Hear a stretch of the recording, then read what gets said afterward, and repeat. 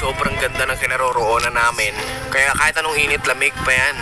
Basta ito yung tanawin mo. At nandito ka mismo sa harap nito mga to, hindi sa picture lang o sa video. Tanggal lahat ng nararamdaman mo. Ito kaya yung boss ko, ganito na kasi mapdi yung lalamunan ko ngayon dahil siguro sa yung nga, init ulan. Pero pag nandito kami, wala, di namin iniinda yun. Hindi binibaby mo na pag nasa mga tahanan ka. Pag nandito ka, paggising mo, pagmulat ng mata mo, kahit may nararamdaman ka, wala. Goodbye agad eh. Alam mong meron ka nararamdaman sa loob mo, pero sa isip mo wala siya. Kumbaga hindi tumutulong yung isip mo na palalain yung nararamdaman mo. Kasi madalas yun lang yung nangyayari. Kahit sa akin mismo, pag may nararamdaman ako sa katawan ko, lalong lumalala kapag pumasok na siya sa isip ko. Baka malala na to, baka ganito na to.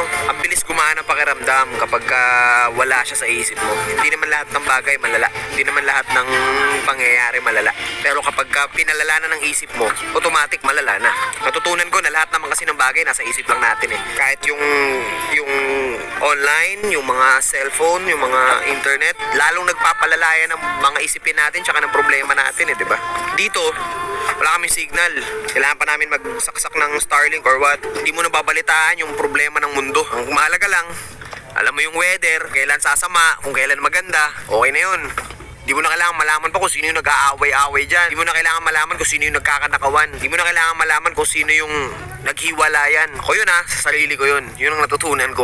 Kasi lately, parang nalaman ko lahat yung mga yun, nabalitaan ko lahat yung mga yun, pumasok sa isip ko, umabot sa puso ko, niramdam ng buong pangangatawan ko. Kaya ngayon na nandito kami sa dagat, sobrang pasasalamat ko. Mainit, oo. Parte yun eh. Di ba? Yung ramdam mo yung kalikasan. Pag gumagalaw yung tubig, gumagalaw ka rin. Kapag mainit, napapaso ka. Kapag umuulan, nababasa ka. Yun eh. Yun ang totoong karanasan.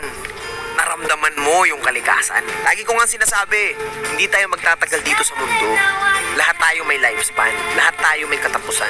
Nasa sa atin na lang yun kung ano ba talaga yung gusto natin na mangyari sa buhay natin dito sa mundong to habang nabubuhay pa tayo.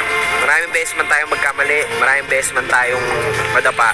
Kung ganun din karaming beses natin itatama ang mga mali. At kung ganun din karaming beses tayo babangon sa pagkadapa, parehas lang yun. Pag natalo ka, laban lang. Mananalo ka rin. Lahat ng bagay sa mundo may kabaliktaran. May gabi, may umaga. May maulan, may mainit. May malalim, may mababaw. May mahina, may malakas. May itim, may puti. May babae, may lalaki. May tao, may hayop. Kaya kung may negatibo, may positibo. Titingin ka ba doon sa makakasama sa'yo? O titingin ka doon sa makakabuti sa'yo? Enjoy the life. Ano na?